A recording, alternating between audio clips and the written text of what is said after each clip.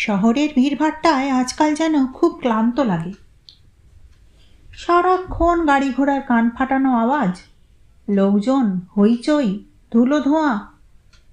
বেশ কিছুদিন ধরে মফস্বলের দিকে একটা ছোটোখাটো বাড়ির খোঁজ করছিলাম। ভেবেছিলাম একেবারে সেটেল করে না গেলেও মাঝে মাঝে অন্তত কয়েকদিনের জন্য তো এই দূষণমুক্ত আস্তানার বন্দোবস্ত করা যায়। কিন্তু বাড়ি খুঁজতে গিয়ে দেখলাম কাজটা কিন্তু মোটেও সহজ নয়। প্রথমত আমি যেমন চাইছি তেমন বাড়ি পাওয়া বেশ মুশকিল, আর যদিও বা দু একটা পাওয়া গেল তার দাম আমার আয়ত্তের বাইরে। অবশেষে আমি যখন প্রায় হাল ছেড়ে দিয়েছি সেই সময় হঠাৎ মুশকিল আসান হয়ে আমার বাড়িতে হাজির হলো আমার বন্ধু সুমিতেশ। সুমিতেশ আমার ছেলেবেলার বন্ধু। আগেও এই পাড়াতেই থাকতো, আমাদের বাড়ির 3-4টে বাড়ির পরে। বছর চারেক হলো স্কুল সার্ভিস কমিশনের পরীক্ষা দিয়ে মফস্বলের একটা স্কুলে চাকরি পেয়ে ওই দিকেই পাকাপাকি আস্তানা গেড়েছে সে। আগে সপ্তাহে সপ্তাহে বাড়ি আসতো, এখন মাসে 1-8 বার। শেষবার বাড়ি এসেছিল যখন ওকে শুনিয়েছিলাম যে আমার একটা এরকম বাড়ি চাই। ও যেন একটু খোঁজ খবর লাগায়। সুমিতেশ ঘরে এসে বসতেই পাকড়াও করলাম ওকে। কিরে, বাড়িঘর কিছু দেখলি? দেখলাম, খুব উৎসাহহীন গলায় যেন বলল সুমিতেশ। খোঁজটোজ পেলি কিছু? আরে তৈরি বাড়ি পাওয়া তো একটু কঠিন, জানিস তো। তাছাড়া তোর তো আবার সঙ্গে একটু গাছপালা চাই, নির্জনতা চাই, বলল সুমিতেশ।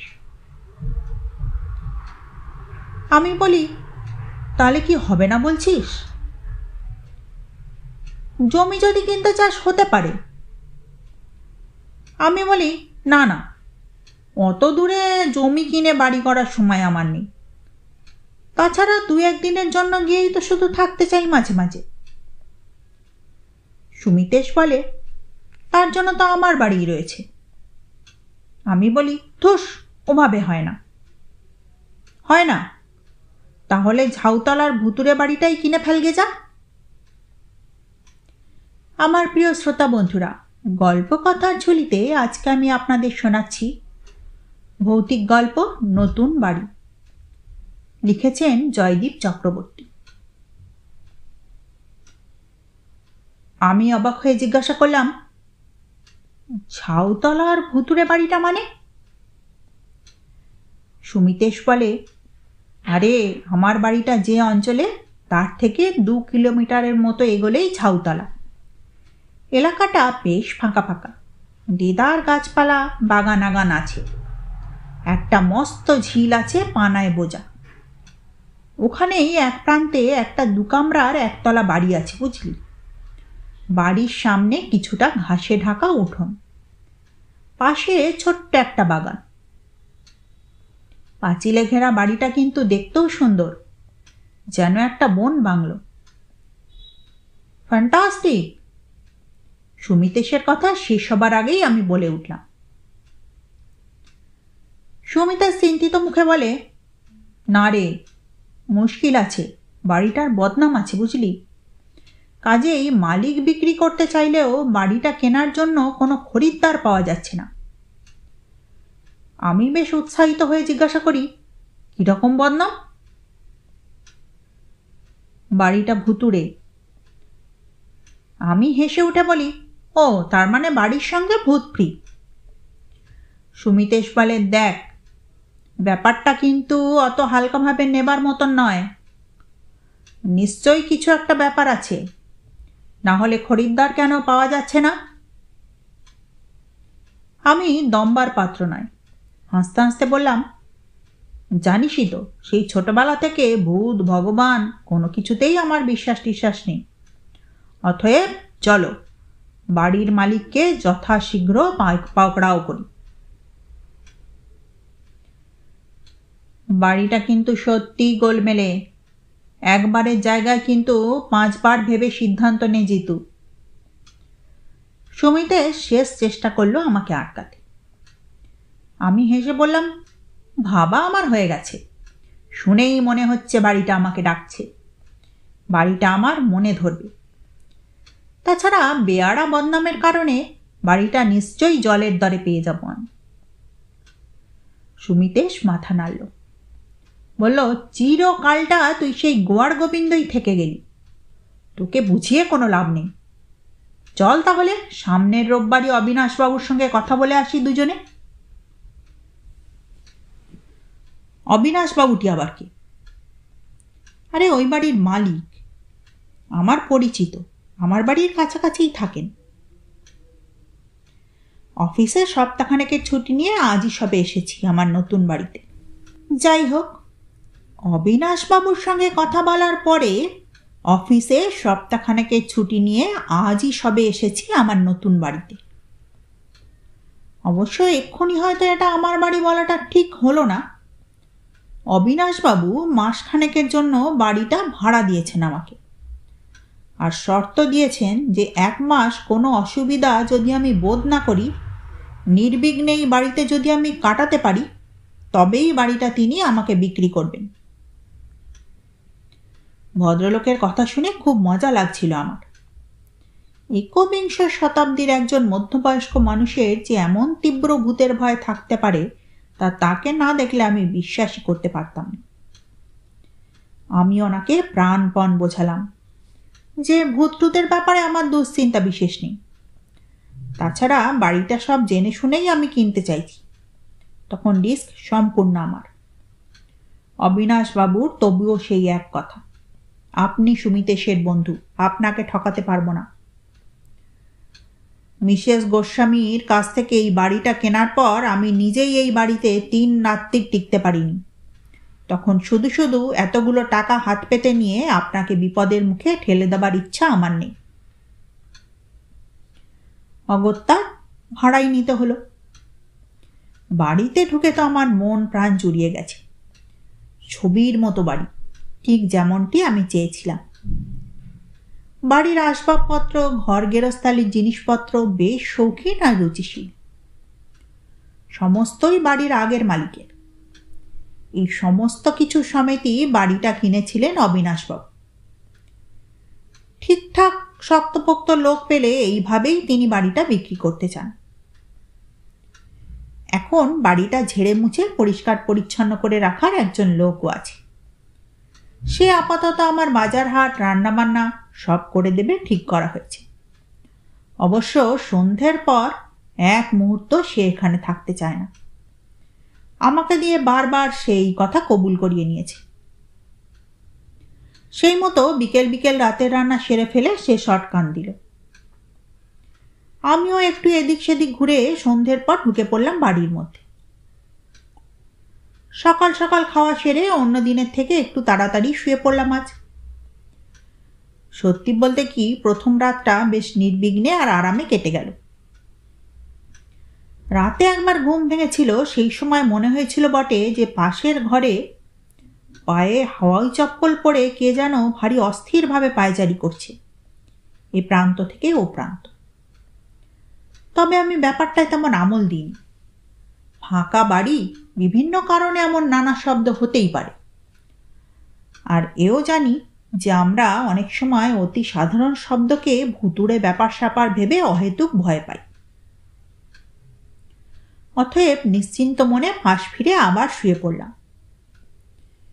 সকালে আমার কাজের লোক রামপদদা এসে আমাকে এমন অক্ষত ও আনন্দিত দেখে বেশ অবাক হয়ে গেল। স্কুল ছুটি বেলার দিকে সুমিতেশও বেশ কিছুক্ষণ সময় কাটিয়ে গেল আমার সঙ্গে। ওর চোখ মুখে যেন একটা বাড়তি বিস্ময় লক্ষ্য করছিলাম, আর এদের এইসব হাবভাব বেশ উপভোগ করছিলাম আমি। মনে মনে 1 মাস পরে এই বাড়ির মালিকানা লাভের ব্যাপারটায় বেশ আশাবাদী হয়ে উঠলাম। সুমিতেশ চলে যাবার পর বাড়ির ঘর দুটো নিজের হাতে একটু সাজিয়ে গুছিয়েও নিলাম। পাশের ঘরের দেওয়ালে এক অপরিচিত ভদ্রমহিলার ছবি ছিল। ছবিটা নামিয়ে ঘরের এক কোণে দেওয়ালের গায়ে হেলান দিয়ে রাখলাম, আর নিজের একটা বাঁধানো ছবি টাঙিয়ে দিলাম দেওয়ালে। ঘরের অন্য দেয়ালে একটা বন্ধ ঘড়ি ঝুলছিল। সেটাকেও খুলে নিয়ে ঢুকিয়ে দিলাম তক্তাপোষের তলায়। যে ঘরে কাল রাতে শুয়েছিলাম সেখানে একটা বেতের বড় হাতল দেওয়া চেয়ার ছিল। সেটাকেও ঠেলে বারান্দার এক ধারে এনে রাখলাম। এই সমস্ত কাজেই রামপদদার ভয়ানক আপত্তি ছিল।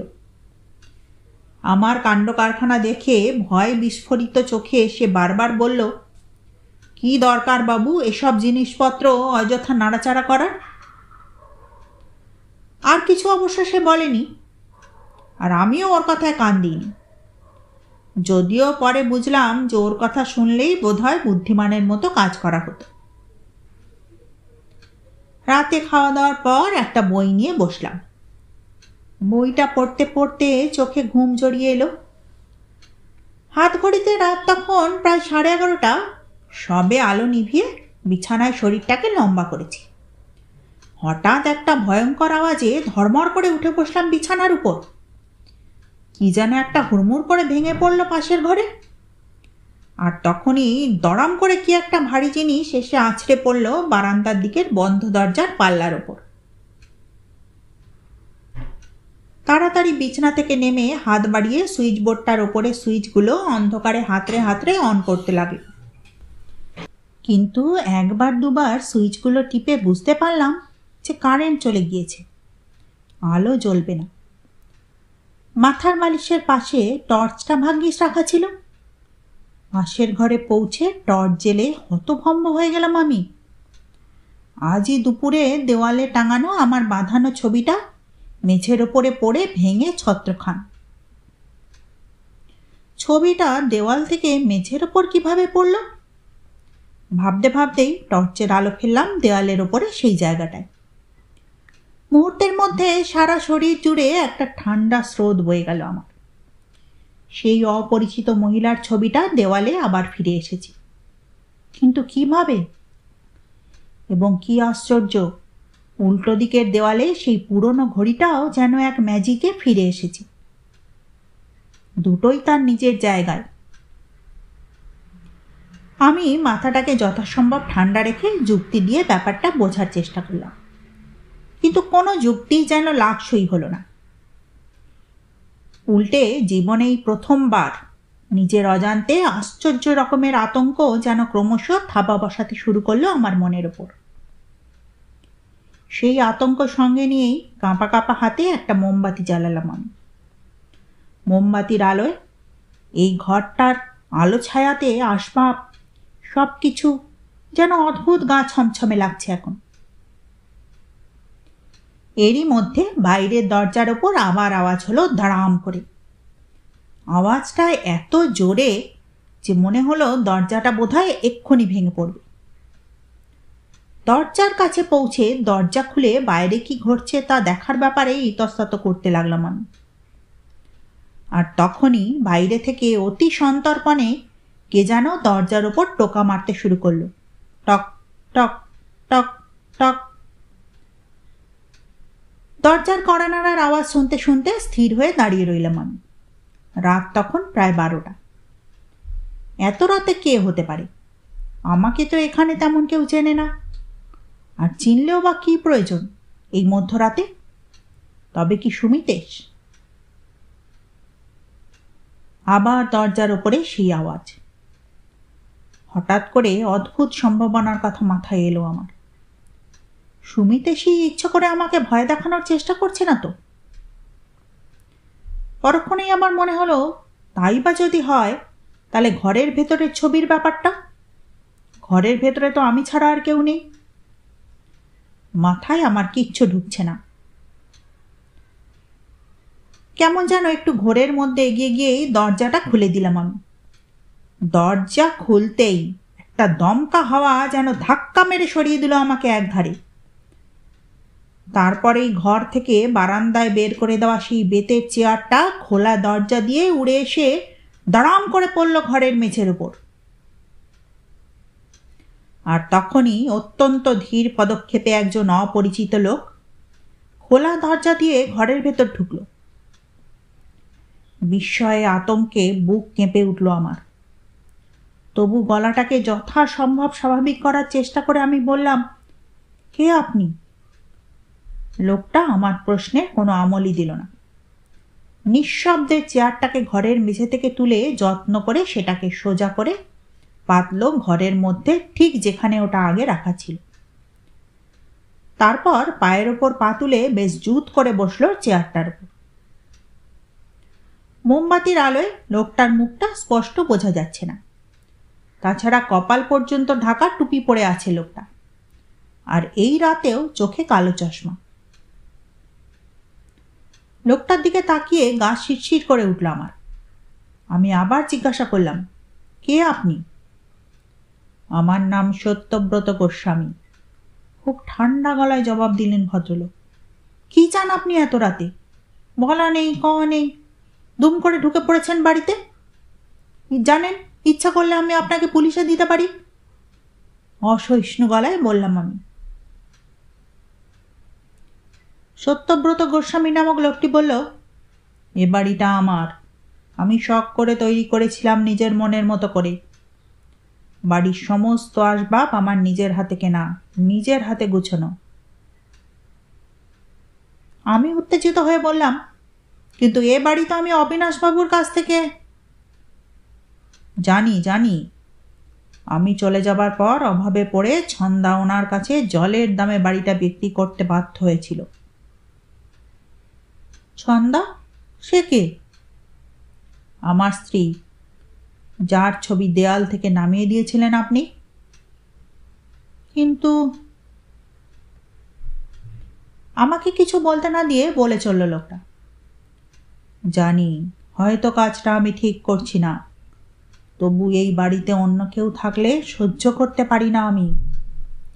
এ বাড়ির একটা জিনিস এদিক ওদিক করলে তাকে গলা টিপে মেরে ফেলতে ইচ্ছা করে। কিন্তু কেন? এ বাড়ি তো আপনি বেচে দিয়েছেন। আমি নয়। গর্জন করে উঠে দাঁড়ালো লোকটা। সারা শরীর কাঁপছে, কেমন যেন অন্যরকম লাগছে ওকে। আমার ভীষণ ভয় করতে লাগলো। তবু আমি বলতে শুরু করলাম, এ আপনার আবেগের কথা, আইনে কথা শুনবে না।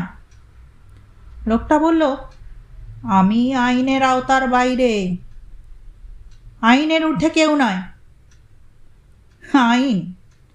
আইন আপনার মতো জীবিত মানুষের জন্য, যে জন্য ছন্দা এ বাড়ির উপর আর তার দাবি জানাতে পারে না। আমি অবাক হয়ে বলি, তার মানে কি বলতে চান আপনি? আপনি আর জীবিত নন? এটাই ঘটনা। যান যান, আমি মিথ্যে বুজরুকিতে বিশ্বাস করি না, অযথা ভয় দেখাবেন না আমাকে। আমি ভয় দেখাচ্ছি না, সাবধান করতে চাইছি আপনাকে। কিসের জন্য? অযথা যদি জেদ করেন আপনার বিপদ হবে। আমি বিশ্বাস করি না আপনি মৃত। 2 বছর আগে অফিসের কাজে দিল্লি যাওয়ার সময় ট্রেন দুর্ঘটনায় মৃত্যু হয় আমার। মাথার খুলিটা একেবারে উড়ে গিয়েছিল, কাগজে ছবিও বেরিয়েছিল পরের দিন। এতদিনের যুক্তিবোধ, বিজ্ঞান মনস্কতা সব ভেঙে চুরে যাচ্ছে আমার। আমি চিৎকার করে উঠলাম, আমি ভূত প্রেত দেবদেবী কিচ্ছু মানি না, আমি আপনাকে চ্যালেঞ্জ জানাচ্ছি। লোকটা এক মুহূর্ত চুপ করে দাঁড়িয়ে রইল। তারপর এক টানে কালো চশমাটা চোখ থেকে খুলে ছুঁড়ে ফেলে দিল ঘরের মেঝের উপর। আমি অবাক হয়ে দেখলাম তার চোখের জায়গাটা শূন্য গহ্বর, আর ধক ধক করে যেন আগুন জ্বলছে সেখানে। আমার বুকের ভেতরটা ধড়াস করে উঠল, আর তখনই লোকটা ডান হাত দিয়ে তার মাথার টুপিটাও খুলে ফেলল। আমি আতঙ্ক বিহ্বল চোখে দেখলাম দোমড়ানো মোচড়ানো মাথাটার অর্ধেক খুলি উড়ে চলে গেছে লোকটা, সেখানে কিচ্ছু নেই। লোকটা দ্রুত হাতে জামার বোতাম খুলছে এখন। অবশ্য পরবর্তী দৃশ্য দেখার জন্য এক মুহূর্ত আর দাঁড়ালাম না আমি। সুমিতেশের বাড়ি এখান থেকে বড়জোর 2-3 কিলোমিটার। আমার নিজস্ব জিনিসপত্রের দিকে একবারও ফিরে তাকালাম না আমি, সোজা দৌড় লাগালাম। ভূত বলে বস্তুটি পৃথিবীতে যে সত্যিই আছে তা উপলব্ধি করার পাশাপাশি আরও একটা বিষয় আমি জানতে পারলাম যে আমি একটানা এত জোরে যে দৌড়তে পারি এই পরিস্থিতিতে না পড়লে আমার হয়তো জানাই হতো না।